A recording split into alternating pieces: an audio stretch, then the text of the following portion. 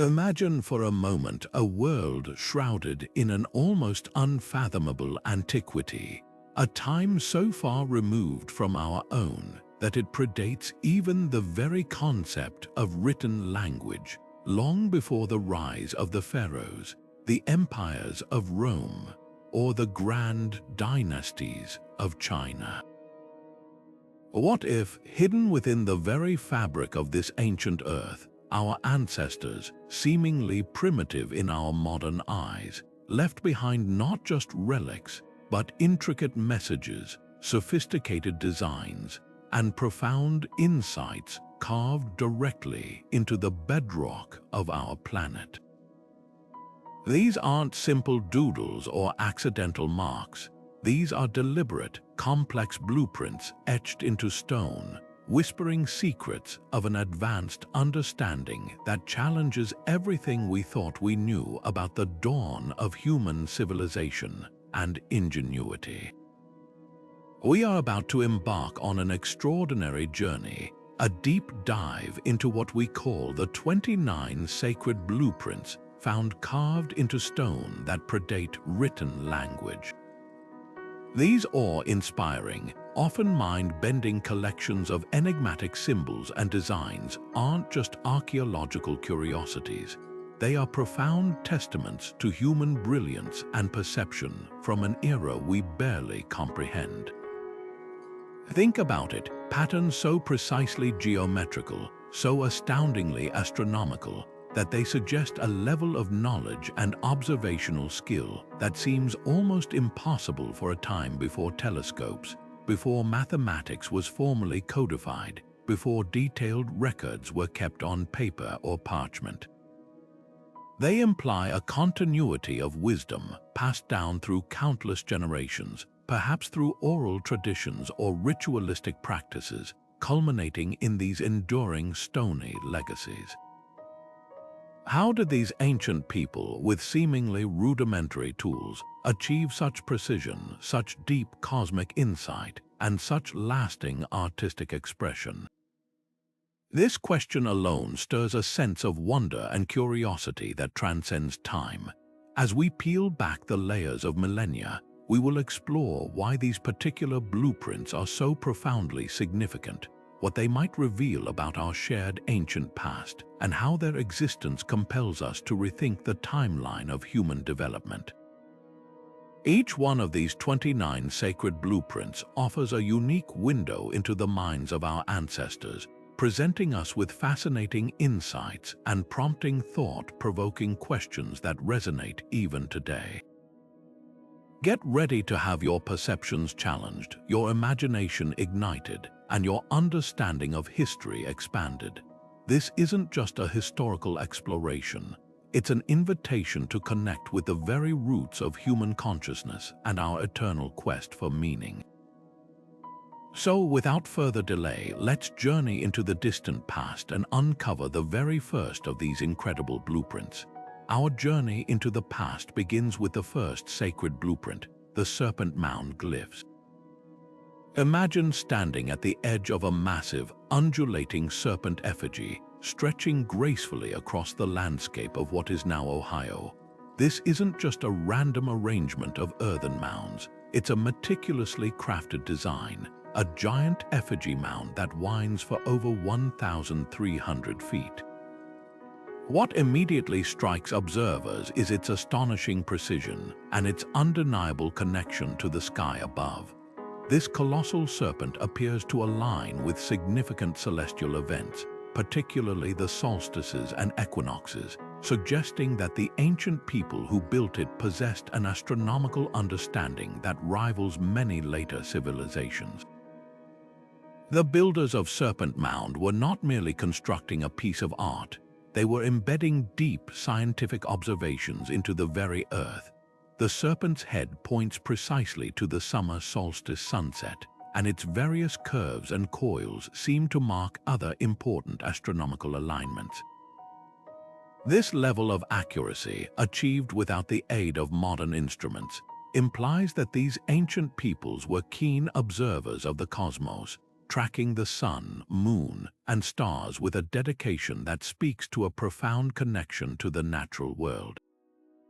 The sheer scale of Serpent Mound is another testament to the ingenuity of its creators. Its construction would have required a massive, coordinated effort from an entire community, moving countless tons of earth to shape this monumental figure. This was no casual endeavor. It points to a collective effort guided by a singular, profound purpose, perhaps related to their spiritual beliefs, agricultural cycles, or an overarching desire to harmonize their lives with the rhythms of the universe. It serves as a powerful reminder that monumental art often holds far deeper scientific and cultural meanings than what appears on the surface. We are left to ponder, how did they manage to achieve such incredible precision without the benefit of modern surveying tools, written astronomical tables, or detailed engineering plans? The answer remains elusive, yet the evidence of their sophisticated knowledge lies undeniably before us, etched into the very land. This magnificent earthen serpent beckons us to look beyond simplistic explanations and consider the true depth of ancient wisdom. Now let's shift our gaze to another awe-inspiring ancient enigma, the Nazca Lines. Imagine the sprawling, arid plains of the Peruvian desert, an immense canvas etched with colossal figures, so vast they can only be fully comprehended from a great height. These aren't just simple drawings, they are sophisticated geoglyphs, monumental designs depicting a staggering array of subjects, from intricate animals like hummingbirds, monkeys, and spiders, to complex geometric patterns and straight lines that stretch for miles across the landscape. The sheer scale of these creations is mind-boggling, with some figures spanning hundreds of feet, making them practically invisible when viewed from ground level. What makes these Nazca Lines particularly baffling as a sacred blueprint is that they were created by a culture that, as far as we know, possessed no aerial technology. This immediately raises a fundamental question. How did they design and execute such precise, enormous figures without the ability to see their work from above? Were they using advanced surveying techniques, perhaps employing sophisticated geometric principles, or even creating smaller models as guides? The methods employed by the Nazca people to achieve such accuracy over such vast distances remain one of archaeology's most enduring mysteries. The motivations behind the creation of the Nazca Lines are just as enigmatic as their construction. Were they celestial messages meant to be seen by deities in the sky?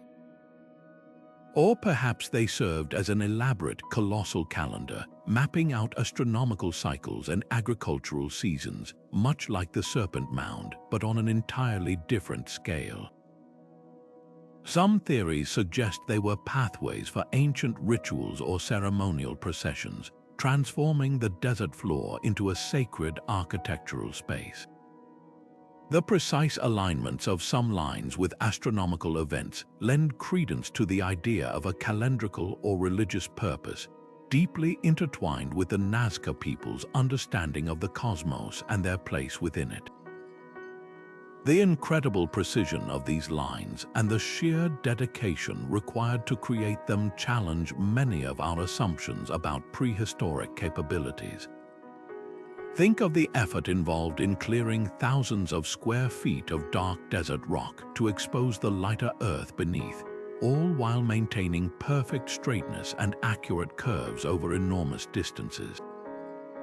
It speaks to a highly organized society capable of coordinating vast numbers of people for monumental projects, driven by a profound shared belief system or an advanced yet undocumented technological understanding.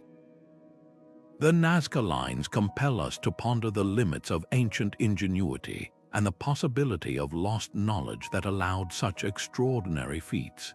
This immense testament to their vision etched into the very earth invites us to consider what other structural genius waits to be rediscovered. Stepping back even further in time, we arrive at the monumental site of Göbekli Tepe in modern-day Turkey. Here we uncover our third sacred blueprint, the extraordinary pillar carvings. Imagine massive T-shaped pillars, each weighing many tons, meticulously carved with abstract symbols and striking animal reliefs.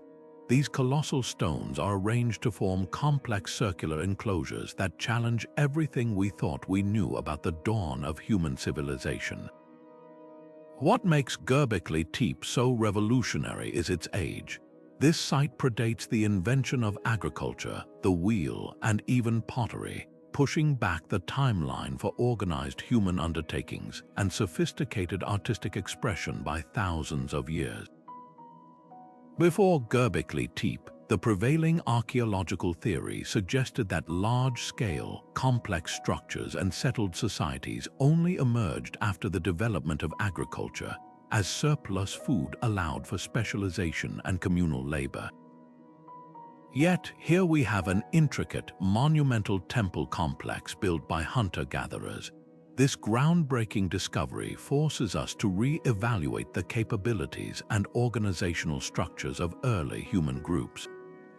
How did these nomadic or semi-nomadic people manage to quarry, transport, and intricately carve such enormous stones without the settled infrastructure traditionally associated with such feats? Their ability to plan, coordinate, and execute a project of this magnitude points to a level of social complexity and shared purpose far beyond what was previously imagined for this period. The carvings themselves are not merely decorative, they appear to be profound symbolic narratives, perhaps blueprints of an early belief system, cosmology, or even a nascent form of storytelling. We see depictions of foxes, snakes, wild boars, and various birds, often in dynamic or symbolic poses. Some theories suggest these animals were totemic, representing clans or spiritual guides. Other patterns, like the enigmatic H symbols or abstract representations, hint at a deeper symbolic language, possibly communicating religious rituals, astronomical observations, or even foundational myths. The deliberate placement and recurring motifs across the different enclosures suggest a coherent, complex spiritual framework that guided their builders. Analyzing these ancient patterns offers us extraordinary insights into early human spirituality and organization. Göbekli Tepe suggests that the human impulse to create sacred spaces and to organize for monumental undertakings might have driven the development of settled communities, rather than the other way around. It paints a picture of our ancestors not as simple, struggling hunter-gatherers, but as individuals with rich inner lives, complex belief systems, and an astonishing capacity for cooperation and artistic expression. These carvings are a direct line to their worldview, inviting us to consider what profound truths they sought to eternalize in stone. What spiritual quest or communal endeavor compelled them to create such an enduring monument? As we peel back these layers of ancient artistry, we find even more layers of mystery. Now, let's descend into a truly astonishing architectural marvel found on the island of Malta, the Hypogeum of Saflieni. Imagine stepping inside a subterranean labyrinth, a vast complex of halls, chambers, and passages carved entirely from solid limestone using only stone and bone tools. This isn't just an underground dwelling, it's an ancient blueprint of sophisticated acoustic engineering, seemingly designed to manipulate sound in ways that still baffle modern scientists.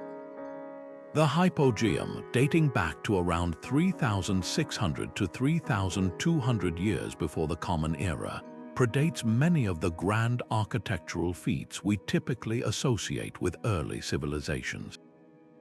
It's a silent testament to a hidden understanding of resonance and frequency.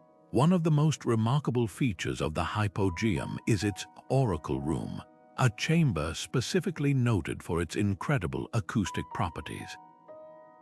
When a male voice speaks a low tone in this room, the sound reverberates throughout the entire hypogeum, seemingly vibrating through the very bones of anyone present. This isn't accidental. The precise carvings and geometric patterns on the walls and ceilings within certain chambers create unique sonic effects. Researchers have found that a frequency of 110 Hz is particularly amplified, a frequency often associated with chants or deep vocalizations.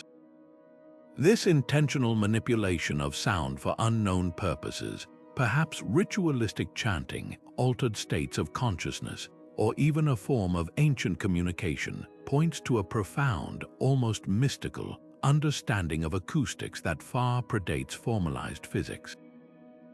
The precision required to carve such a massive structure, creating specific acoustic effects within its various sections, speaks volumes about the technical and intellectual capabilities of its creators.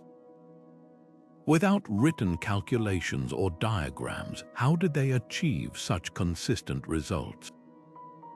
Was this knowledge passed down through generations of master carvers, an oral tradition steeped in practical experimentation and observation? The hypogeum challenges our assumptions about the primitive nature of prehistoric societies, suggesting they possessed a nuanced comprehension of natural phenomena and how to harness them for their spiritual or communal needs. It prompts us to consider the extent of their knowledge and its practical applications, knowledge that might have been lost to time without any written record. What was the true function of this sonic sanctuary? What messages, prayers, or teachings echoed through its expertly carved chambers? These acoustic properties make the hypogeum not just a tomb, but a living, breathing instrument of the past. Our next blueprint takes us to the heart of geometric perfection and a structure that has fascinated humanity for millennia. Fifth sacred blueprint, the pyramids of Giza's foundation stones. Picture colossal limestone blocks, precisely cut and fitted together with uncanny accuracy, forming the base of structures that have stood for millennia.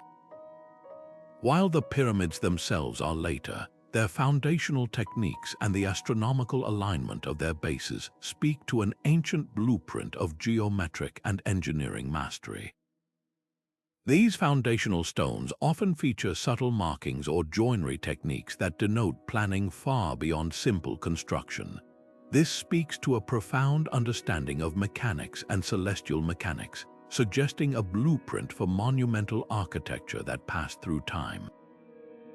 What more could these massive stones tell us about their designers? Let's journey to South America for another stonework marvel. Consider the colossal, interlocking stones of Sacsayhuaman near Cusco, Peru, fitted so perfectly that not even a blade of grass can pass between them, forming a distinctive zigzag pattern. This architectural blueprint demonstrates an astounding degree of precision masonry without mortar, suggesting a technique lost to time or perhaps never fully understood by modern engineers. The sheer size and irregular shapes of these stones, each perfectly tailored, challenge our assumptions about ancient logistical and engineering capabilities. Some of these stones weigh over 100 tons, yet they are placed with such exactness that the joints are nearly invisible. The walls incorporate an almost puzzle-like arrangement, with each massive block carved to fit perfectly against its neighbors, creating a structure incredibly resistant to earthquakes, a testament to brilliant seismic engineering. How did they move and shape such immense rocks with such exactitude, especially given the challenging mountainous terrain? Theories range from advanced leverage systems to unknown technological methods, but the sheer scale of the undertaking leaves us in awe of their ingenuity and collective effort. Our next blueprint reveals symbolic depths.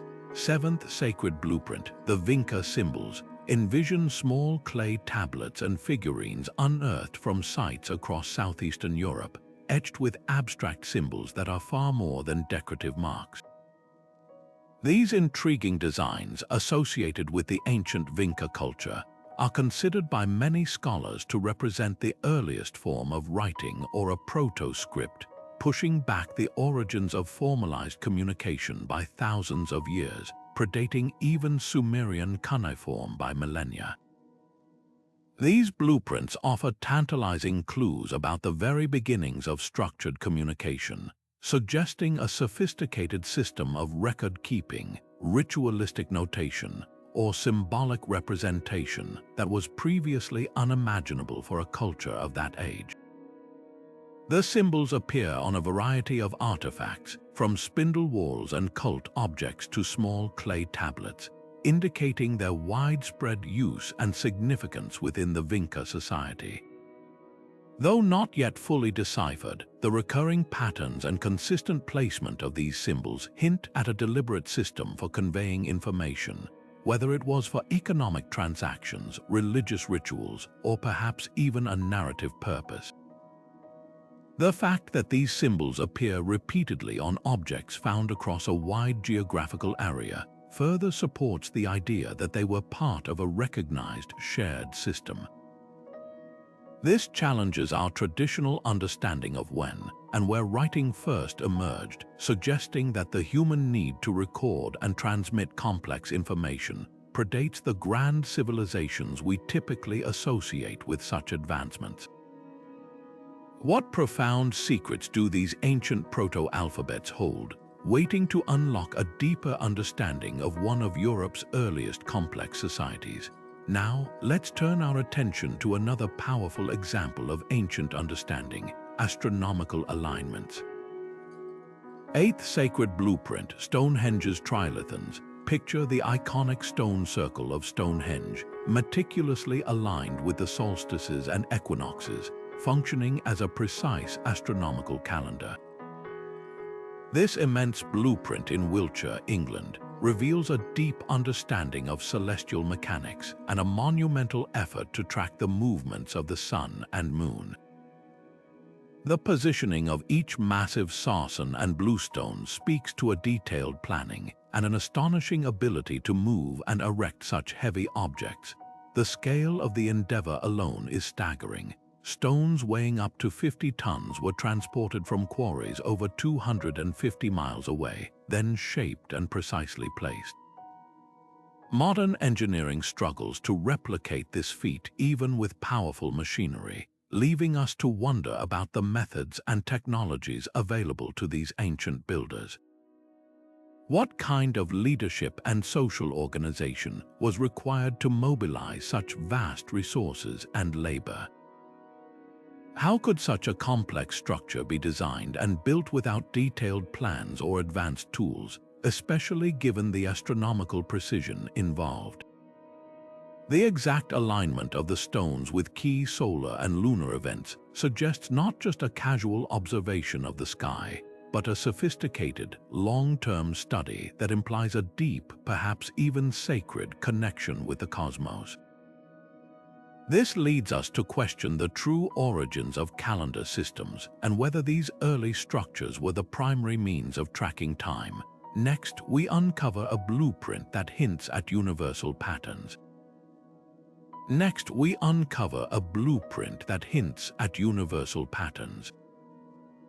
Observe how the divine proportion, or golden ratio, appears consistently in the design of ancient monuments. From the Parthenon, a structure often cited for its exquisite proportions, even though it was built centuries after many of our other examples, it embodies principles that were clearly understood and applied much earlier to other lesser-known megalithic sites.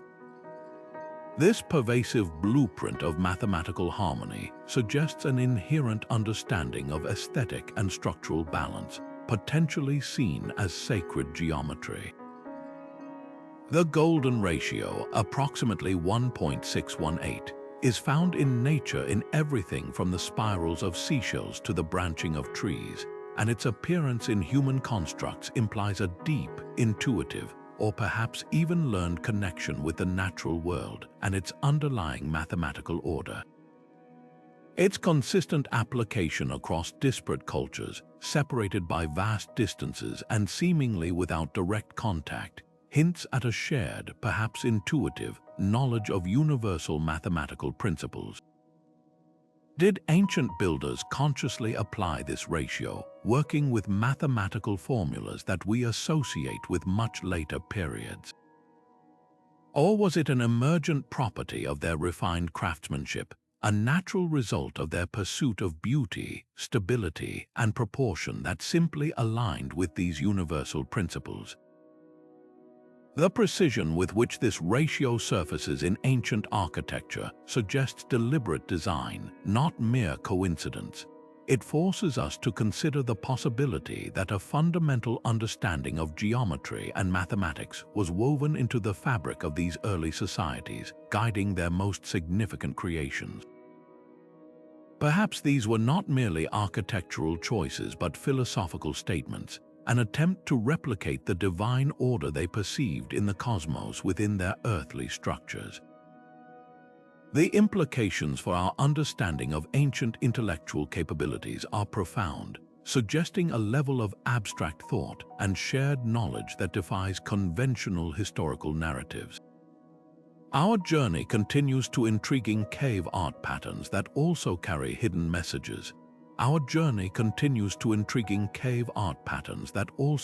hidden messages.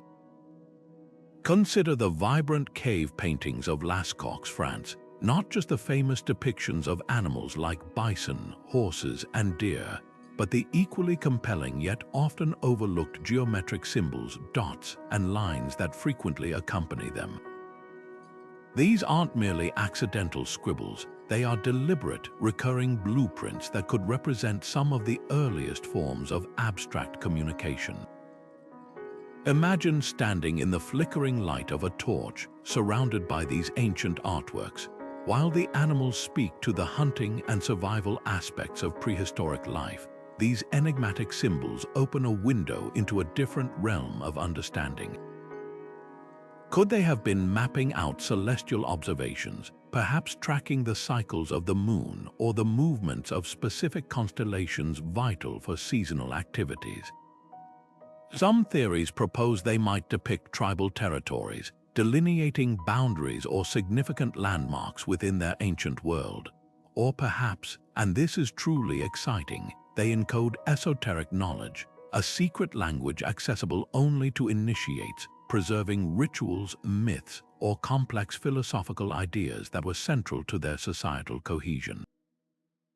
Their consistent appearance alongside the highly skilled representational art strongly suggests they were not merely decorative elements. Instead, they held profound meaning for their creators, serving a purpose that was likely as significant as the animal figures themselves, though their exact interpretation remains one of history's great puzzles. These patterns force us to ask, what message were these early artists trying to convey through these abstract symbols that defied simple pictorial representation? Were they attempting to record events, transmit instructions, or perhaps represent concepts that transcended the physical world? The very existence of such intricate abstract thought so early in human history challenges our assumptions about the cognitive sophistication of our ancestors. It suggests a capacity for symbolic reasoning and complex communication long before the advent of recognizable written language, hinting at a rich inner world and a structured way of understanding and interacting with their environment. The mystery of these geometric markings beckons us to decipher their ancient code, reminding us that art, even in its most primal forms, can be a powerful vessel for knowledge and belief. Let us explore another instance of symbolic communication, even deeper within the earth. 11th Sacred Blueprint, Chauvet Cave's abstract markings. Imagine the deep recesses of Chauvet Cave, France, far beyond the reach of natural light, where some of the world's most breathtaking prehistoric art adorns the walls. Here, alongside stunning depictions of lions, rhinos, and mammoths, you'll find a fascinating collection of abstract signs and repetitive patterns. These marks, often found flanking the magnificent animal figures, could be considered crucial blueprints of ancient thought. They aren't random scribbles. Instead, they represent a deliberate choice by early humans to communicate using symbols that go beyond mere representation. These abstract markings may have served as mnemonic devices, aiding memory and knowledge transfer in a society without written language. Picture a shaman or elder using these symbols to recount complex myths, teach hunting strategies, or guide spiritual rituals. Each spiral, dot, or geometric shape would trigger a specific memory or narrative, maintaining the rich oral traditions of their culture. It's plausible they were ritualistic symbols, perhaps representing sacred concepts, tribal affiliations, or even serving as an early form of prayer or invocation. The very act of carving or painting them in such remote, dark spaces suggests a profound spiritual significance, transforming the cave into a sacred sanctuary where deep connections were forged between the human and the divine.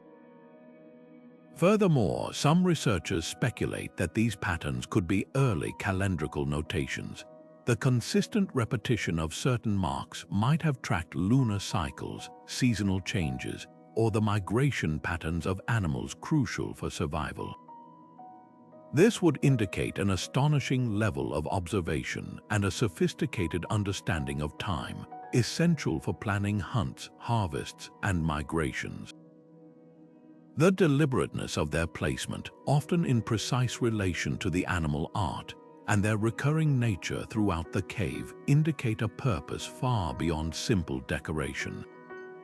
They point to a structured communication system, possibly a proto-language of symbols, designed to convey information across generations or within close-knit communities. What profound insights into their world were these early humans attempting to record with these enigmatic markings? Were they trying to capture the essence of their cosmology, the movements of celestial bodies, or the spirit of the animals they revered? The existence of such abstract thought, so meticulously expressed in the profound darkness of Chauvet Cave, challenges our preconceived notions about the cognitive capabilities of our ancestors. It suggests a capacity for symbolic reasoning, abstract representation, and complex communication far earlier than once believed, painting a picture of a rich inner world and a structured way of understanding and interacting with their environment. These ancient artists were not just depicting what they saw, but also what they knew, what they believed, and what they sought to communicate across the vast expanse of time. Next, we examine a blueprint of precision engineering that reveals another side of ancient ingenuity. Consider the perfectly cut and intricately interlocking H-shaped blocks at Pumapunku, Bolivia, showcasing an unparalleled level of stone masonry that defies modern replication without advanced machinery. These remarkable structures, part of a sprawling archaeological complex, present a compelling blueprint of precision engineering that pushes the boundaries of our understanding of ancient capabilities. The H-blocks, named for their distinctive shape, are not merely rough-hewn stones. They are crafted with such exactness that their surfaces are as smooth as glass. Their angles are perfectly 90 degrees, and their interlocking grooves fit together with a precision that seems almost impossible given the supposed tools and techniques of the time. This level of craftsmanship suggests a mastery of stone cutting and shaping utterly unknown for its era, hinting at either a lost technology or a technique so refined it has yet to be fully deciphered by modern engineers. The sheer scale of Pumapunku is astounding. Some of these H-blocks weigh many tons, yet they were transported and placed with incredible accuracy. What kind of tools could have cut these hard volcanic and granitic stones with such surgical precision? Conventional wisdom suggests ancient civilizations used copper tools, simple chisels, and brute force, but the evidence at Pumapunku challenges this. The intricate internal angles, the perfect, flat surfaces, and the almost microscopic fit between blocks suggest something far more advanced. It's as if they possessed the ability to mold stone as easily as clay, or perhaps employed a method of softening stone that we have yet to rediscover. The exactness of the cuts and the modular nature of the blocks also indicate a highly organized and sophisticated construction method. This wasn't just a group of people piling rocks. It was a deliberate, planned, and systematically executed engineering project on a monumental scale. Think about the implications of this. If ancient peoples predating written language and what we consider advanced metallurgy could achieve such feats of engineering, what else were they capable of? The H-blocks aren't random. They are part of a larger plan, forming complex, interlocking structures that must have had a specific purpose. Were they part of a temple, a specialized workshop, or something entirely different? The precision suggests functionality, perhaps related to acoustics, energy, or some form of ancient machinery. The consistency of the H shape across many blocks also suggests a standardized design, a blueprint that was replicated numerous times, pointing to a methodical approach to construction and perhaps even an assembly line-like system for creating these components. How were these complex shapes so perfectly rendered and fitted together, and what was their ultimate function within the larger Pumapunku complex? The mystery of Pumapunku's H-blocks continues to captivate researchers and enthusiasts alike, prompting us to re-evaluate the true capabilities of ancient civilizations. Let's delve into the enigmatic world of petroglyphs and explore another form of ancient communication. Envision the spiraling megalithic art adorning the entrance and passageway of Newgrange, Ireland, a passage tomb precisely aligned with the winter solstice sunrise. These intricate blueprints of spirals, rhombi, and zigzags are far more than mere decoration. They appear to be profound symbolic representations of cosmic cycles, spiritual journeys, or perhaps even highly sophisticated calendrical notations. The very act of carving these patterns into the massive stones of Newgrange, a structure built thousands of years before the pyramids of Egypt, speaks volumes about the intentions of its creators. This wasn't a fleeting artistic impulse. It was a deliberate, monumental effort to encode meaning into the very fabric of the landscape. The most prominent of these designs are the triple spirals, often seen at the entrance stone and within the passage itself. These are not random swirls, but highly stylized and consistent forms, appearing globally in various ancient contexts, hinting at a universal symbolism. In Newgrange, they might symbolize the cyclical nature of life, death, and rebirth, mirroring the sun's annual journey through the shortest day of the year. The precise alignment of the passage with the winter solstice allows the rising sun's rays to penetrate the chamber for a brief, awe-inspiring period, illuminating these very carvings. This phenomenon transforms the monument into an astronomical clock, a sacred space where the physical world converges with the celestial, bringing the carvings to life in a dramatic display of light and shadow. Beyond the spiral, you find rhombi, a form of diamond shape, and zigzags, often arranged in repetitive patterns. These geometric motifs are found in various combinations, creating a complex visual language. Some researchers suggest that the zigzags could represent water, movement, or perhaps even the path of the sun or moon across the sky. The rhombi, on the other hand, might symbolize fields, protection, or fertility. The sheer repetition and deliberate placement of these patterns throughout the tomb indicate they were not haphazard etchings, but a carefully constructed narrative or a system of knowledge intended to be read and understood by those who entered this sacred space. The enduring presence of these patterns suggests a deep reverence for celestial events and a profoundly sophisticated understanding of time. The people who built Newgrange were keen observers of the heavens, capable not only of tracking the sun's movements, but also of constructing a permanent edifice to mark these cycles. This implies a society with organized labor, specialized knowledge, and a shared belief system strong enough to motivate generations to undertake such a monumental project. What profound cosmological beliefs did these patterns encapsulate for their creators?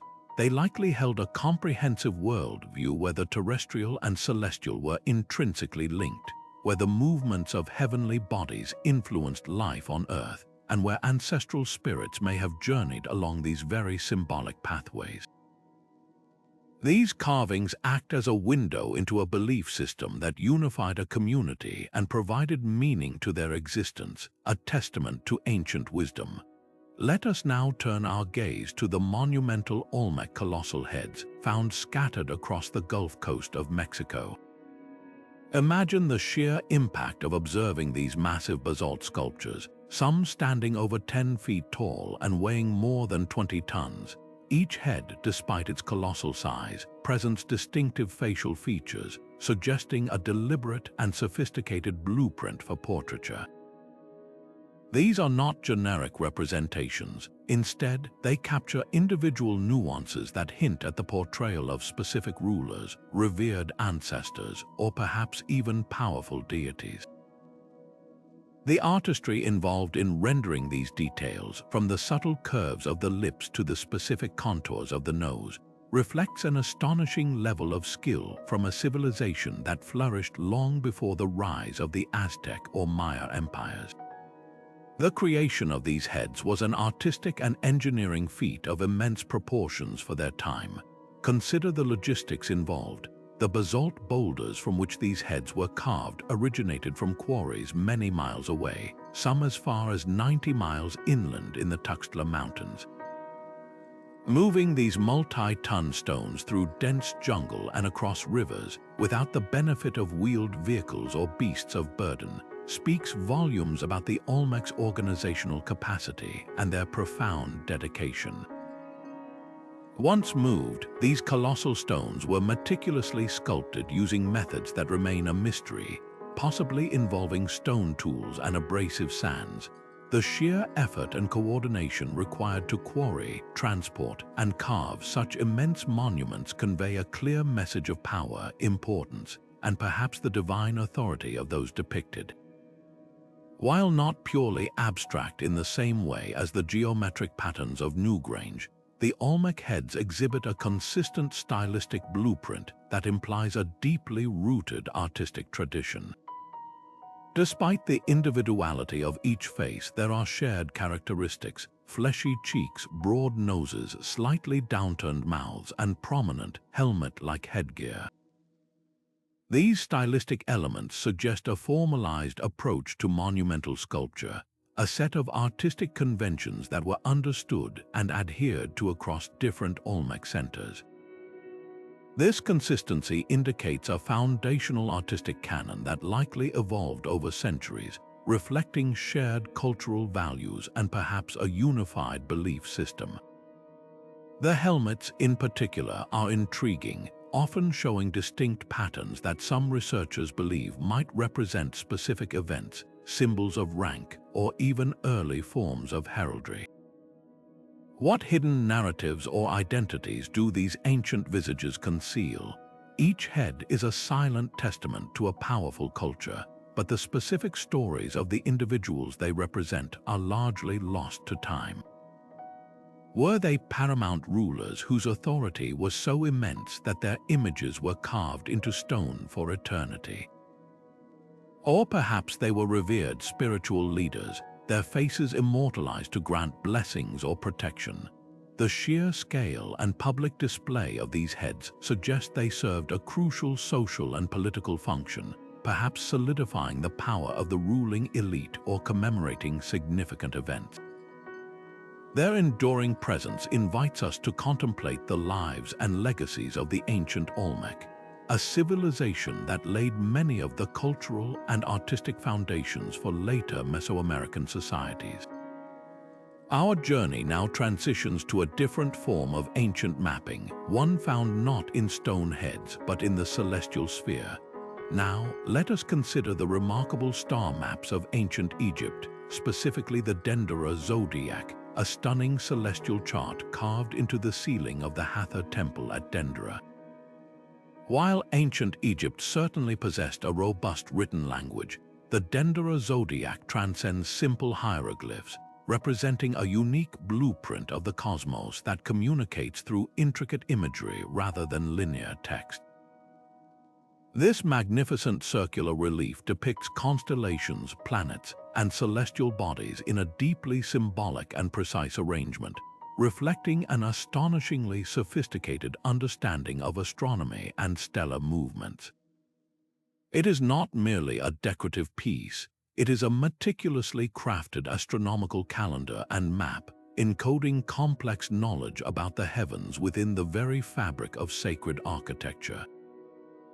The very presence of such an elaborate celestial representation signifies the profound importance the Egyptians placed on understanding the rhythms of the universe and integrating them into their spiritual and temporal lives. The Dendera zodiac is a testament to the Egyptians' desire to encode and preserve their astronomical observations as a sacred narrative. Unlike many other ancient civilizations that depicted constellations as direct representations of animals or mythological figures, the Dendera zodiac often blends these with uniquely Egyptian deities and symbols, creating a syncretic view of the heavens that interwove scientific observation with their profound religious beliefs. It delineates the 12 signs of the zodiac alongside 36 decans, which are small groups of stars that rise consecutively over 10-day periods, used for timekeeping and calendrical purposes. The precise positioning of these celestial elements within the zodiac's circular framework suggests a detailed, long-term observation of the night sky, a dedication that would have required generations of patient stargazing and meticulous record-keeping. It makes us wonder about the astronomical instruments they might have used, or whether their observations were purely visual, relying on acuity and an accumulated body of knowledge passed down orally. This intricate astronomical chart offers an invaluable glimpse into the cosmological beliefs and calendrical systems of ancient Egypt. The zodiac's circular narrative of the heavens not only tracked the positions of stars and planets, but also likely served as a guide for religious ceremonies, agricultural cycles, and the timing of important festivals. It speaks to a world view where the terrestrial and celestial realms were intimately connected, where the movements of the stars mirrored the will of the gods and dictated the flow of life on Earth. The question that truly captivates us is, how did the ancient Egyptians achieve such precise astronomical mapping thousands of years ago without the aid of telescopes or modern computational tools? Did they possess observational techniques or mathematical understandings that are now lost to us? The Dendera zodiac stands as a silent challenge, urging us to reconsider the depths of ancient scientific and spiritual knowledge. Our journey continues with another set of enigmatic symbols, ones that tell a vivid story of human presence. Imagine reaching into the ancient past and leaving your mark, as seen in the Cueva de los Monos or Cave of the Hands in Argentina. Here, countless stenciled handprints adorn the walls, creating an incredibly moving and direct connection to the people who lived there thousands of years ago. These handprints are more than just simple decorations. They are a profound blueprint of human presence, a silent testament to lives lived and shared. They were created by blowing natural pigments through hollow bones or reeds over hands pressed against the rock, leaving behind a vivid negative image. The colors used, reds, ochres, blacks, and whites, were sourced from minerals in the surrounding landscape, connecting the art directly to the earth itself. What makes these handprints so compelling is their sheer volume and consistency. The walls are covered, layer upon layer, with impressions ranging from the hands of adults to those of children, suggesting a communal activity that spanned generations. This isn't just one artist's effort, but a collective endeavor, hinting at a deep-rooted cultural practice. Some scholars believe these ancient blueprints could have served multiple purposes. Perhaps they were a form of communal record-keeping, marking rites of passage, significant events, or even a primitive census, an ancient way of saying, "We were here." Each handprint, though anonymous, carries the echo of an individual life, making the distant past feel incredibly tangible.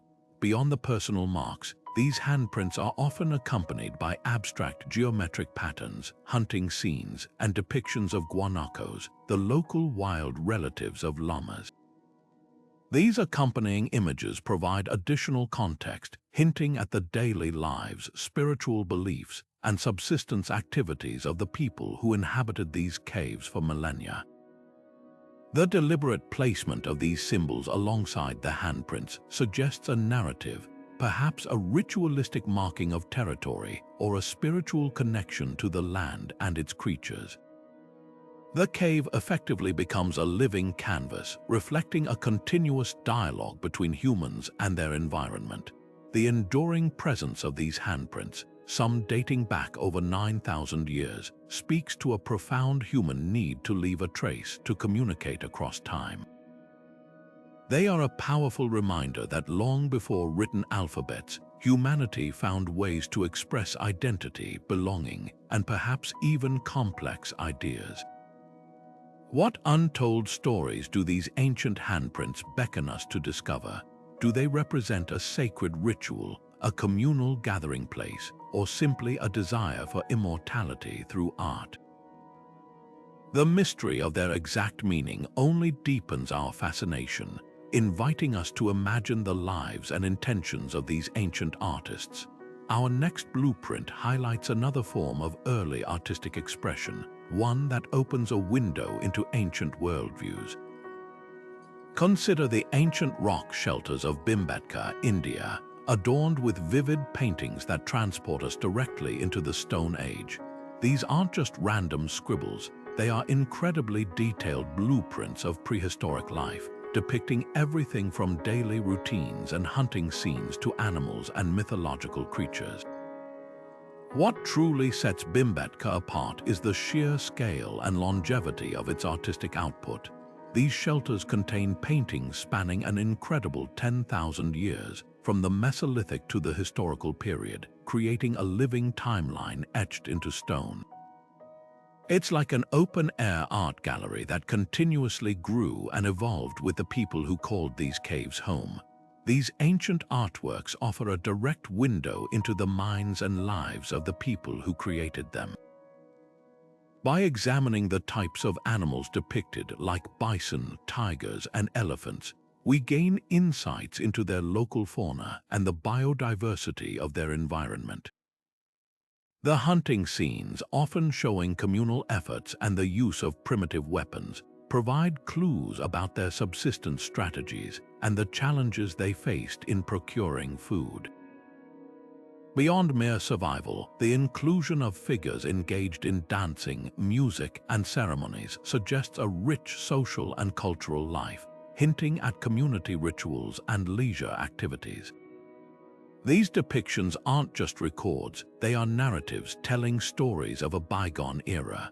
Perhaps even more compelling are the mythological creatures and human figures adorned with symbolic elements. These blueprints move beyond the purely observational to reveal something deeper about the prehistoric world, their beliefs, fears, and spiritual practices. Were these figures representations of deities, ancestral spirits, or perhaps shamans interacting with the supernatural? Their presence suggests a complex spiritual landscape where the natural world was intertwined with the mystical. The recurring themes and consistent styles across millennia indicate a strong cultural continuity, with artistic traditions and possibly religious beliefs passed down through countless generations. This long continuity of artistic expression speaks to the profound importance of these shelters as cultural and sacred sites, places where knowledge and identity were preserved and transmitted. The fact that these paintings endured for so long, some exposed to the elements for thousands of years, speaks to the artist's understanding of materials and techniques. They used natural pigments derived from minerals such as red ochre, white lime, and various greens and yellows, often mixed with animal fat or plant extracts to create durable paints. The choice of specific rock surfaces and the application methods reveal a deliberate and skilled artistic practice, not just spontaneous outbursts. How do these ancient depictions reflect the worldview of their creators? They show a people deeply connected to their environment, their community, and their spiritual realm, leaving behind a profound legacy that continues to resonate today. This leads us to a fascinating example of early numerical representation, shedding light on another aspect of ancient cognition. Envision a small, unassuming bone tool found nearly 100 years ago in what is now the Democratic Republic of Congo. This is the Ashango bone, and despite its modest size, it has profoundly reshaped our understanding of early human cognition, mathematics, and even astronomy. What makes this bone so extraordinary are the intricate series of notches carved into its surface, not random marks, but deliberately grouped patterns that have fascinated archaeologists and mathematicians for decades. This ancient blueprint of numerical thought is often interpreted as an early form of mathematical tallying, or perhaps even a sophisticated lunar calendar, pushing back the origins of arithmetic and organized time-keeping far beyond previously imagined timelines. Consider the implications of these structured markings. They aren't simply count marks for hunting tallies. The notches are arranged in specific groupings like numbers 1 to 21, 21 to 19, 19 to 17, and 17 to 11. One column appears to show prime numbers between 10 and 20. This suggests a methodical approach to counting and a deliberate attempt to record or calculate in a way that goes beyond simple one-to-one correspondence. It implies a deeper understanding of numerical sequences and perhaps even abstract mathematical concepts. How did these ancient people develop such a complex system without the benefit of formalized education or written symbols? The very existence of such a precise record challenges the notion that early humans were incapable of advanced mathematical thinking. Beyond basic counting, some theories propose that the Ashango bone functions as a 6-month lunar calendar, meticulously tracking the phases of the moon. If this theory holds true, it would demonstrate an astonishing level of astronomical observation and a need to record cyclical phenomena, perhaps for agricultural purposes, ritualistic timing, or predicting animal migrations. Imagine the patience and precision required to observe the moon night after night, for months on end, and then translate those celestial movements into a physical record on a bone. This would mean that early humans were not only capable of sophisticated arithmetic, but also possessed a keen awareness of their celestial environment and the ability to codify that knowledge. The Ashango bone's discovery forced researchers to reconsider the timeline for the development of human intelligence and technological capabilities. It suggests that abstract thought, mathematical reasoning, and even proto-scientific observation were present in human societies much earlier than previously believed. It speaks to a universal human impulse to categorize, measure, and understand the world around them, an impulse that manifested in tangible forms long before the advent of civilizations or written languages. What profound implications does this small, notched bone hold for the history of human cognition, hinting at a forgotten legacy of intellectual prowess? We now consider another form of ancient mapping, shifting our focus from numbers to landscapes. The idea of ancient mapping brings us to an astonishing find from Malta rock in Siberia, a small, unassuming stone slab that some researchers believe to be the earliest three-dimensional relief map ever discovered. This ancient blueprint of topographical understanding is remarkable because it depicts rivers, hills, and paths with a level of detail that suggests an advanced spatial awareness among people living tens of thousands of years ago. Imagine carving a landscape in miniature, not just as a flat drawing, but as a textured representation that physically rises and falls, mimicking the contours of the land itself. This wasn't merely a sketch, it was an intricate, tangible model of their world. The presence of features like what appear to be ancient settlements or hunting grounds further solidifies the theory that this object served a practical purpose, perhaps for navigation, strategic planning, or even teaching. It demonstrates a profound human capacity to abstract complex geographical information and translate it into a portable, understandable format. This Siberian map carving challenges our conventional understanding of early human cognitive capabilities. We often assume that detailed cartography is a relatively recent invention, tied to the development of sophisticated surveying techniques and mathematical principles. Yet this stone slab suggests that abstract spatial reasoning, the ability to mentally rotate and represent a landscape from an overhead perspective, was present much earlier. It implies that these prehistoric communities possessed a deep, intuitive understanding of their surroundings and a compelling need to document it.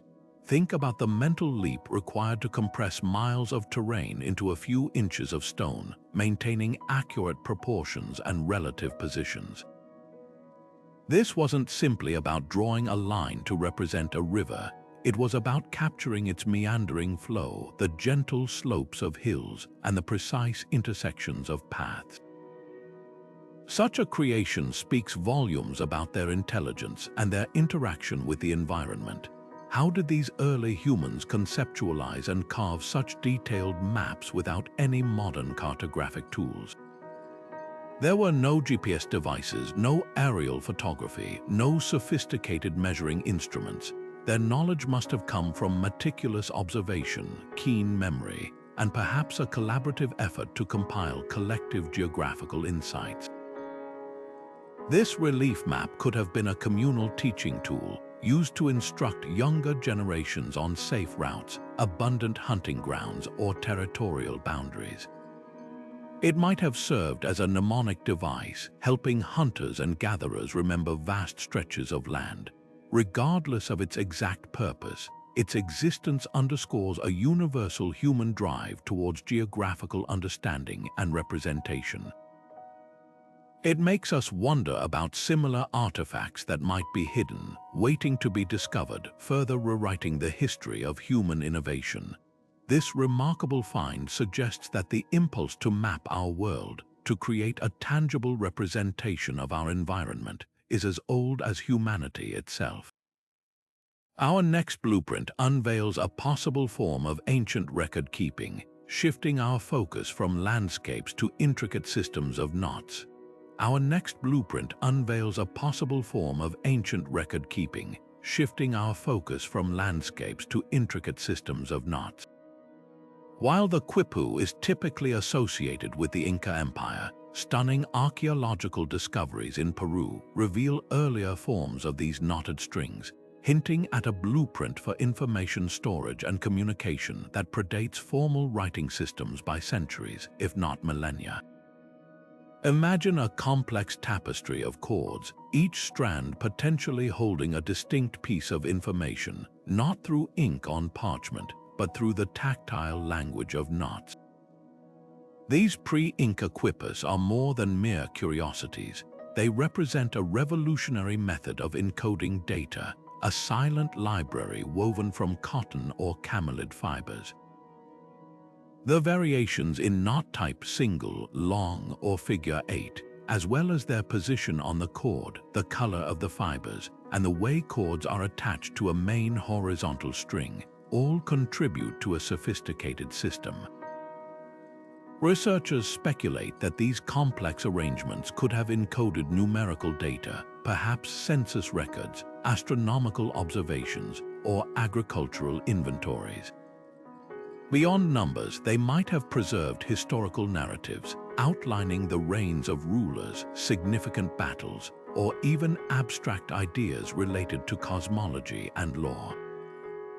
The intricate design of these ancient quipus suggests they functioned as a highly sophisticated mnemonic device, a tool for memory and recall that allowed skilled quipukamayaks, or knot keepers, to recite vast amounts of information. This isn't simply a collection of random knots. It's a structured, organized system designed for precision and clarity. The act of creating and reading a quipu would have required immense training and a deep understanding of its conventions, making it a specialized form of knowledge transfer passed down through generations. Such a non-textual system of record-keeping challenges our Eurocentric understanding of what constitutes writing or documentation.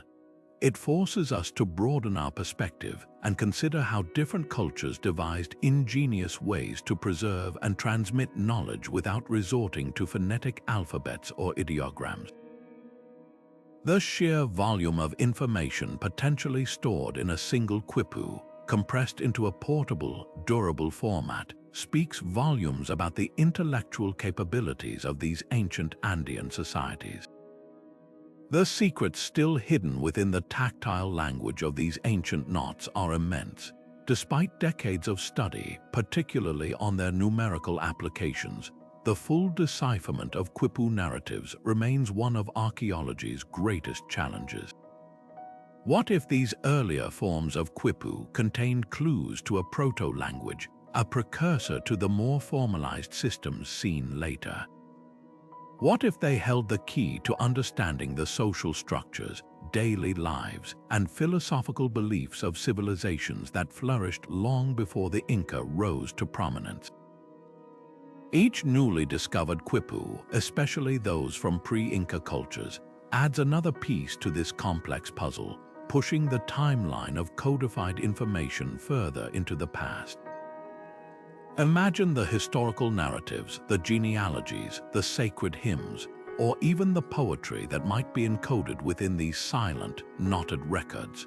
Their very existence reminds us that human ingenuity for communication and data storage is boundless, adapting to available materials and cultural needs. These ancient knots stand as a testament to a unique form of intellectual inheritance, offering a tantalizing glimpse into a world where information was felt as much as read. Let's move on to powerful symbolic architecture. Now, let's turn our attention to the majestic and mysterious doorways of the megalithic temples of Malta. Imagine standing before these ancient entrances, carved from immense blocks of limestone, framing the landscape and the sky in ways that feel deliberately profound. These massive trilithon doorways, formed by two upright stones supporting a horizontal lintel, are far more than just functional openings. They are architectural blueprints that speak volumes about the spiritual and cosmological understanding of their builders, often aligning with celestial events like solstices or equinoxes, or with significant topographical features of the Maltese islands. This isn't accidental. It suggests an intricate connection between the sacred spaces within and the movements of the heavens, establishing a harmonious relationship with the natural world. These ancient gateways served as visual and symbolic thresholds, inviting profound contemplation. They were not simply entry points but possibly represented cosmic portals, symbolic passages between different realms, the earthly and the divine, life and death, the known and the unknown. The sheer monumental scale of these structures, with their precisely carved and fitted stones, reflects an astonishing level of engineering and craftsmanship for a people living thousands of years ago, long before the advent of metal tools. Each doorway, carefully positioned, hints at a society deeply attuned to natural rhythms and spiritual journeys. The intricate carvings sometimes found on these stones, though often weathered by time, further emphasize their sacred significance, perhaps depicting ancestral spirits, fertility symbols, or abstract patterns linked to their belief systems. The careful alignment of these gateways, especially with astronomical phenomena, suggests a sophisticated understanding of sacred geometry and the cosmos. This knowledge wasn't just theoretical, it was integrated into their very architecture, turning their temples into living calendars or observatories. One can only wonder about the profound spiritual experiences these carefully constructed openings were intended to evoke. Were they designed to channel specific energies, to focus the minds of worshippers, or to facilitate communication with unseen forces? Perhaps they served as a stage for rituals that marked important moments in the community's life, guiding individuals through transformative experiences. The silence of these ancient stones today belies the vibrant ceremonies and deep reverence that must have permeated these spaces millennia ago. They stand as enduring testimonies to a culture that saw the sacred in every aspect of their world, from the stones beneath their feet to the stars above their heads. This deep reverence for the cosmos and its cycles leads us directly to our next blueprint, which also speaks to an ancient understanding of astronomical cycles. 22nd Sacred Blueprint, the calendar stone of the Aztecs. While the iconic Aztec calendar stone, also known as the Sun Stone, is a later artifact dating from a period when written language was well established in Mesoamerica, its profound importance lies in the fact that its complex iconography and astronomical calculations are deeply rooted in much older, ancestral Mesoamerican traditions. This monumental carving functions as a sophisticated blueprint of cyclical time, embodying concepts and observations that predate the Aztec Empire by many centuries, echoing the knowledge preserved by earlier civilizations like the Olmecs and Teotihuacans. It's a testament to a continuous, evolving understanding of the cosmos passed down through generations. This massive stone, weighing about 24 tons and measuring over 11 feet in diameter, isn't just a record of dates. It encapsulates deep cosmological knowledge, meticulously tracking solar and ritual cycles with remarkable precision. Every intricate detail on its surface represents a synthesis of astronomical observation and mythological narrative, intertwining their understanding of the universe with their spiritual beliefs. Imagine the collective wisdom and patient observation required to develop such an intricate system. It depicts the 5 cosmic eras, or suns, that the Aztecs believed the world had experienced, each ending in cataclysm, alongside the 20-day signs and the calendar rounds, all intricately layered. This shows an astonishing grasp of time, not just as a linear progression, but as a series of repeating, interconnected cycles. The question that naturally arises is, how did ancient cultures achieve such intricate calendrical systems without modern instruments? They relied on keen observation, passed down knowledge, and perhaps sophisticated mathematical principles that we are only just beginning to fully understand. The precision of the calendar stone suggests generations of dedicated astronomers and priests who charted the movements of celestial bodies with an accuracy that rivals modern instruments. It's a beautiful and complex example of how ancient peoples encoded their deepest understanding of the universe into art and architecture, making it a permanent part of their cultural landscape. This monumental achievement of timekeeping and cosmological mapping leads us to another form of enduring ancient art, enigmatic rock engravings. Now, consider the vast and often breathtaking collection of rock engravings found scattered across the Valcamonica Valley in Italy, a site so rich in ancient history that it has been designated a UNESCO World Heritage Site. Envision literally thousands upon thousands of these carvings, etched into the dark, smooth surfaces of the rocks, depicting an incredible range of scenes: humans engaged in hunting, performing ritualistic dances, or even enigmatic symbols that continue to puzzle scholars today. These enduring blueprints span an astonishing period from the Upper Paleolithic, roughly 10,000 years ago, right up to the Iron Age, offering an unparalleled look into the evolving lives, beliefs, and artistic expressions of the people who inhabited this valley over millennia. It's like an ancient, open-air archive, continuously updated by successive generations, each adding their own chapter to this epic visual story. The sheer volume of these engravings speaks volumes about the human impulse to leave a mark, to record experiences, and to communicate across time. What's particularly fascinating is the thematic diversity. You'll find scenes of daily life, such as farming, herding, and building, alongside powerful depictions of mythical creatures, armed warriors, and abstract patterns. Some scholars believe certain symbols might represent early forms of territorial markers or even astronomical observations. For example, some engravings appear to chart the movements of celestial bodies, much like the precision we discussed with the calendar stone, suggesting a shared human desire to understand and track the cosmos. The continuity of these artistic traditions in Valcamonica, stretching across such an immense timeline, reveals a deep cultural landscape and a pervasive desire to permanently embed their presence and their stories into the very stone of their environment. These Valcamonica rock art narratives are more than just pretty pictures. They offer us a direct, unfiltered glimpse into the daily lives, spiritual practices, and profound rituals that sustained these ancient communities. What did their world look like? How did they hunt the animals depicted with such vitality? What stories did they tell around the fire that found their way onto these rocks?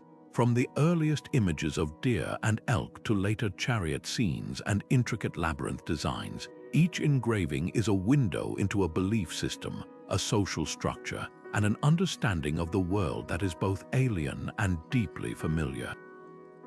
They force us to ask, what profound messages were they trying to convey? What hopes, fears, and triumphs are frozen in these ancient rock art narratives, waiting for us to decipher their true meaning? This extraordinary collection truly offers a continuous, evolving narrative of humanity's journey, showcasing how early peoples used visual language to document their existence and express their deepest thoughts, leading us now to explore the earliest forms of symbolic thought itself. Now shift your gaze to a tiny, yet immensely powerful discovery made in the Blombos Cave in South Africa. Small pieces of ochre, carefully engraved with abstract geometric patterns. These aren't just random scratches, they are meticulously crafted designs, cross-hatched, linear, or made up of repeating triangles, all dating back an astonishing 75,000 to 100,000 years ago. These humble blueprints represent some of the earliest undeniable evidence of abstract thought and symbolic behavior, pushing back the origins of artistic expression and cognitive complexity far beyond what was previously imagined. It forces us to reconsider the timeline for when our ancestors truly began to think symbolically, to create meaning beyond the purely functional, and to communicate in ways that transcend immediate needs. The deliberate nature of these ochre etchings is what makes them so profound. Archaeologists and cognitive scientists have debated their purpose, but the consensus is that these marks were not accidental. They suggest a clear intention to create meaningful patterns, perhaps for counting, for ritualistic purposes within their community, or even as an early, rudimentary form of communication. Imagine the hands that held these pieces of ochre, carefully pressing a sharpened tool into the soft material, creating lines that held significance for them, even if that significance is now lost to us. This act of engraving implies a level of foresight and planning. It's an early form of archiving ideas, whether they were about the phases of the moon, the tally of successful hunts, or the sacred designs used in ceremonies. These ancient etchings from Blombo's cave have profound implications for understanding the dawn of human creativity. They confirm that long before the grand cave paintings of Europe, our ancestors in Africa were already engaging in complex symbolic activities. It speaks to a universal human impulse to create, to categorize, and to express abstract concepts. It's a testament to the cognitive leap that allowed humans to move beyond mere survival and into the realm of shared meaning and cultural expression. The very act of abstract engraving points to a mind capable of organizing information, recognizing patterns, and perhaps even engaging in a form of visual language. This tiny piece of ochre, no bigger than a smartphone, reshapes our understanding of where and when humanity truly began to think like us. Let's shift our focus now to unique burial practices and the monumental structures they inspired.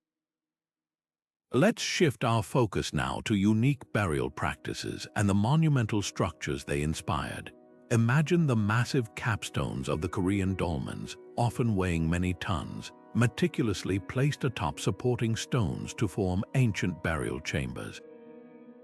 These aren't just simple graves, they are monumental blueprints of funerary architecture, speaking volumes about the organized societies that constructed them. With tens of thousands of these structures scattered across the Korean peninsula, particularly in the Gochang, Hwasun, and Ganghwa dolmen sites, they represent one of the most concentrated collections of megalithic tombs in the world. Each dolmen, with its towering capstone, signifies an extraordinary engineering feat, showcasing a community's ability to coordinate vast amounts of labor and resources without the aid of advanced machinery. The construction of these dolmens, some with capstones weighing over 200 tons, suggests a profound respect for the dead, implying a complex social hierarchy or a deeply ingrained belief system surrounding the afterlife and ancestral veneration. It wasn't simply about interring a body, it was about creating an enduring monument, a visible statement of power, status, or perhaps even a claim to territory for generations to come. The effort involved quarrying these immense stones, transporting them, and then lifting them into place would have required a highly organized and cohesive society, capable of long-term planning and community-wide cooperation. This level of social complexity challenges the notion of early societies as purely nomadic or lacking sophisticated organizational structures. What untold stories of ancient Korean society are enshrined beneath these colossal stones? Each dolmen is a silent archive, hinting at the lives of those buried beneath, their social roles, and the rituals that accompanied their passage. Were these the tombs of chieftains, revered ancestors, or perhaps entire family lineages? The variations in dolmen types, from the northern table-shaped to the southern go-board shape, might also reflect different cultural traditions, beliefs, or even distinct social groups within ancient Korea. These blueprints serve as enduring testaments to a people who understood the power of permanence, who invested immense effort into honoring their past and securing their place in the landscape. They force us to consider the spiritual and societal motivations that drove such monumental undertakings, leaving behind a legacy that continues to baffle and inspire us today. Our next blueprint highlights early trade routes, revealing another aspect of interconnected ancient societies. Consider ancient marker stones or cairns found along what would become the Amber Road, indicating pathways or trade routes long before written maps existed. These weren't just random piles of rocks, they were deliberate, often monumental blueprints of commerce and navigation, etched into the landscape itself. Imagine a time when vast networks of exchange stretched across continents, connecting distant peoples and cultures long before the advent of cartography as we know it. The Amber Road, a legendary trade route that linked the Baltic Sea with the Mediterranean, is a prime example of such a network where amber, prized for its beauty and perceived mystical properties, journeyed thousands of miles. The significance of these marker stones lies not just in their function as navigational aids, but in what they reveal about the organizational capabilities and geographical understanding of early societies. Their deliberate placement suggested organized networks for exchange, indicating a sophisticated understanding of geography and the ability to plan long-distance journeys. These aren't just simple trail markers. Some might have been boundary markers, indicating safe havens, water sources, or even points of exchange. The very act of constructing and maintaining these markers implies a collaborative effort across different communities, hinting at agreements and established customs that facilitated trade and movement over vast, often challenging terrain. How did these early navigators chart their courses and mark their significant paths with such apparent precision, often traversing dense forests, mountain passes, and winding rivers? It speaks to an intimate knowledge of the land passed down through generations, combined with practical ingenuity. These markers created a physical library of routes, enabling traders to transport precious goods like amber, furs, honey, and salt over immense distances.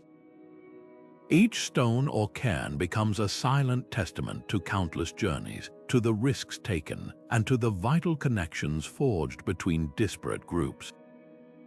They represent a fundamental shift from purely local existence to a more interconnected world, driven by the desire for resources and the natural human inclination to explore and connect.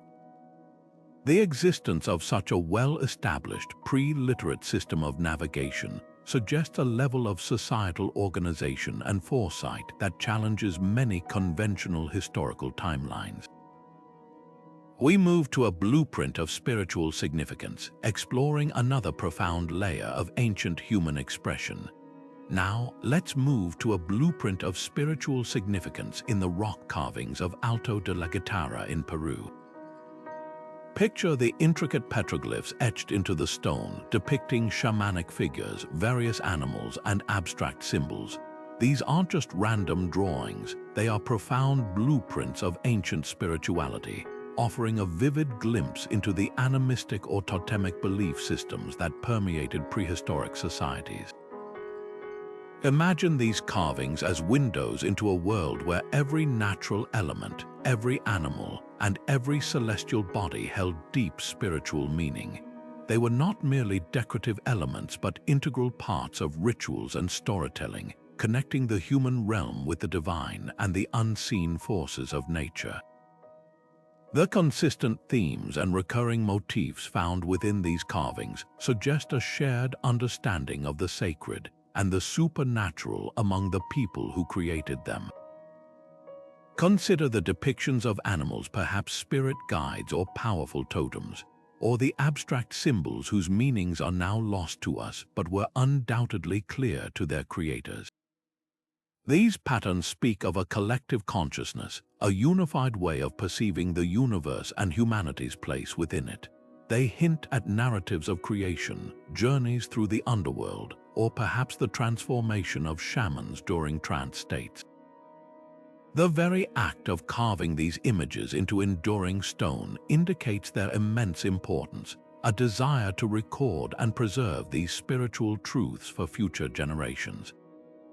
What profound spiritual experiences were these ancient artists attempting to capture in stone? Were they moments of enlightenment, visions experienced during ceremonies, or perhaps coded instructions for spiritual practices? The presence of shamanic figures suggests a deep connection to spiritual leaders who acted as intermediaries between the physical and spiritual worlds. These carvings might have served as visual aids for storytelling, initiation rites, or communal gatherings where the wisdom of the elders was passed down. They embody a world view where the spiritual and the physical were not separate but intrinsically linked, influencing every aspect of daily life and communal existence. Each line and curve is a testament to the rich inner lives of these ancient peoples, a silent prayer or a sacred narrative carved into the very landscape they inhabited. Their unwavering commitment to expressing these beliefs through enduring art underscores the centrality of spirituality in their lives, providing both comfort and guidance in a world that must have seemed both wondrous and perilous. Our journey now continues to evidence of incredible early agricultural planning. 28th Sacred Blueprint, the Terraces of the Andes, a truly awe-inspiring sight. Imagine vast agricultural terraces meticulously carved into the rugged Andean mountainsides, transforming steep, seemingly uncultivable slopes into incredibly productive farmlands. This monumental undertaking is an ingenious blueprint for sustainable agriculture and resource management, showcasing an understanding of engineering and ecology that predates modern science by millennia. These pre-Inca earthworks are far more than just contoured fields. They represent a deep, intuitive knowledge of how to work with the natural environment rather than against it. Each terrace, often supported by carefully constructed stone walls, acts as a miniature ecosystem designed to maximize crop yield while preventing erosion and efficiently managing water. These ancient farmers faced incredible challenges: steep inclines, unpredictable rainfall, and diverse microclimates. Yet, they devised a system that allowed for diverse crop cultivation, from potatoes and quinoa to maize, each planted at an optimal altitude for its specific needs.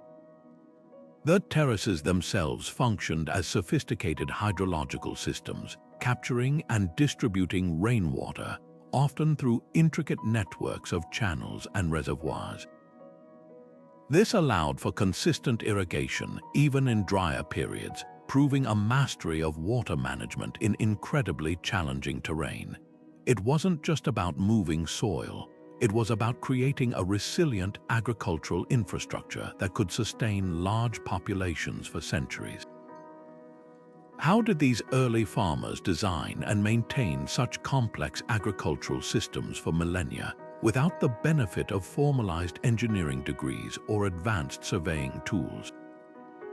The long-term viability of these terraces speaks volumes about a profound understanding of ecological principles and, crucially, a highly organized system of community cooperation. The construction, maintenance, and operation of these vast terraced systems would have required an immense collective effort, suggesting sophisticated social structures and decision-making processes. Each community likely contributed labor and knowledge, passing down techniques and insights from one generation to the next. This wasn't merely farming, it was a way of life, intrinsically linked to their social organization and their relationship with the land. The terraces stand as a testament to their adaptability, ingenuity, and deep respect for the environment, proving that sustainable practices are not a modern invention but a wisdom rooted in our ancient past. They represent a harmonious balance between human innovation and natural patterns, a blueprint for thriving in challenging environments. Finally, we delve into an overarching understanding of early patterns.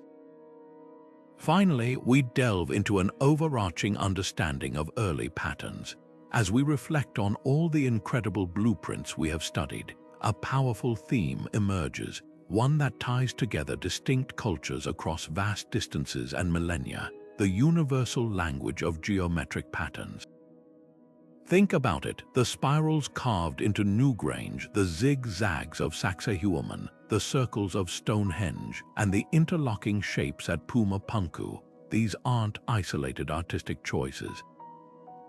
Instead, they recur with astonishing consistency across disparate cultures and geographical locations, hinting at something far more profound than mere coincidence. This suggests a universal blueprint of human cognition, perhaps even a shared understanding of what some call sacred geometry.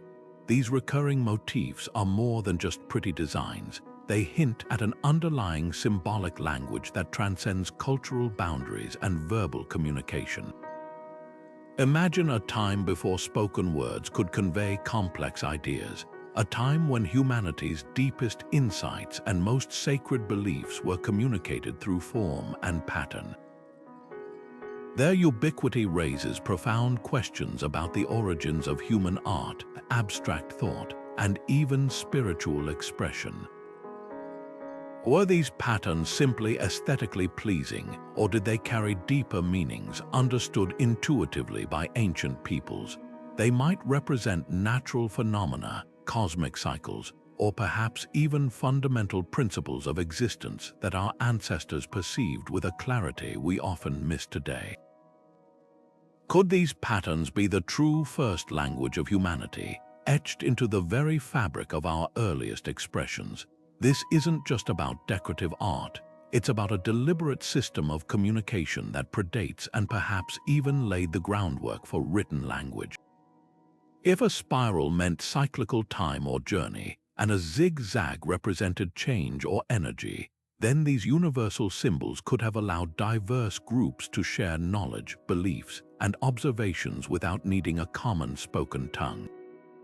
It suggests that before we ever wrote down words, we drew ideas, communicating through a visual lexicon shared across continents. This brings us to a compelling conclusion about our shared ancestral knowledge, demonstrating a deep interconnectedness among early human societies that we are only just beginning to grasp. As we've journeyed through the 29 sacred blueprints found carved into stone that predate written language, we've unearthed a profound truth. Our ancestors were far more sophisticated, knowledgeable, and interconnected than conventional history often suggests. We've seen incredible feats of engineering in the pyramids of Giza and Sacsayhuaman, where colossal stones were cut and fitted with a precision that still baffles modern experts. The acoustic chambers of the Hypogeum of Saflieni reveal an understanding of sound dynamics that seems almost futuristic for its time, hinting at functions beyond our simple comprehension. These sites challenge our preconceived notions of primitive societies, forcing us to consider that advanced insights and profound practices existed long before the advent of written records. From the astronomical observatories like Stonehenge and the Dendera Zodiac, which tracked celestial events with astonishing accuracy, to the proto-writing of the Vinca symbols and the numerical tallies on the Ishango bone, these stony blueprints challenge us to redefine what we consider primitive. They are not just random markings or crude attempts at art. They are deliberate expressions of complex thought, mathematical understanding, and a deep connection to the natural world. These ancient peoples were keenly observing their environments, charting the heavens, and developing systems of knowledge that allowed them to build, organize, and thrive in ways we are only now beginning to fully appreciate.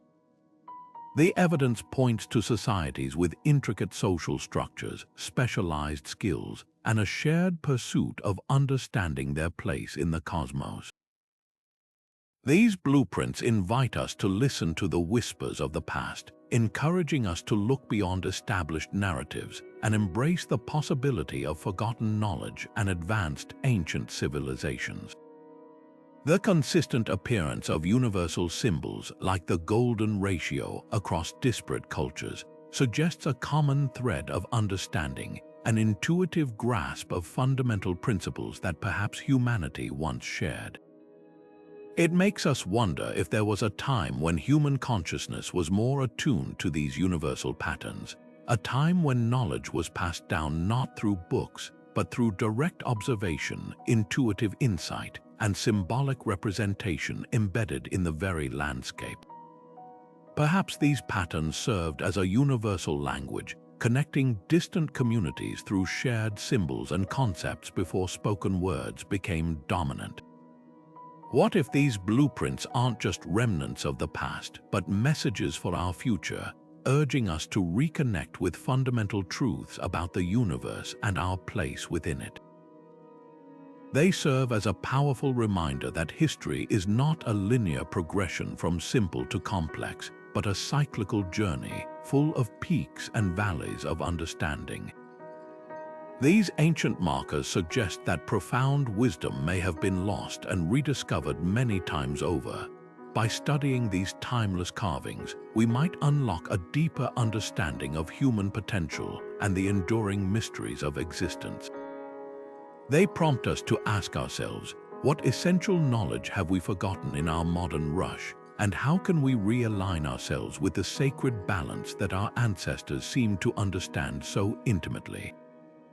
We encourage you to ponder these mysteries, share your thoughts in the comments below, and subscribe to our channel for more explorations into the untold stories of history. The journey into the ancient unknown has only just